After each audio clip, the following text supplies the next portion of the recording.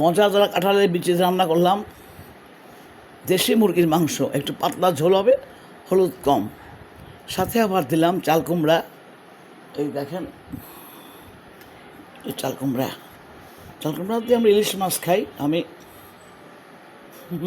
এই জন্য হলুদ কম দিতে হবে।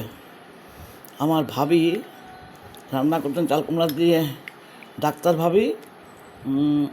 মুরগি, এই যে কাঁঠালের বিচি ঘষে, এই দেখেন, খুব খেতে মজা এই সিজনে কাঁঠালের বিচি ভাতের সাথে খেতে মজা।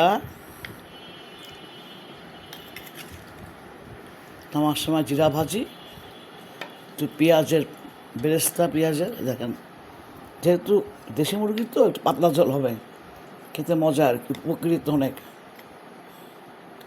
বেশ অনেক কাঁঠালের বিচের মধ্যে। হ্যাঁ, একটা বড় মুরগি আমার একার জন্যে। আচ্ছা,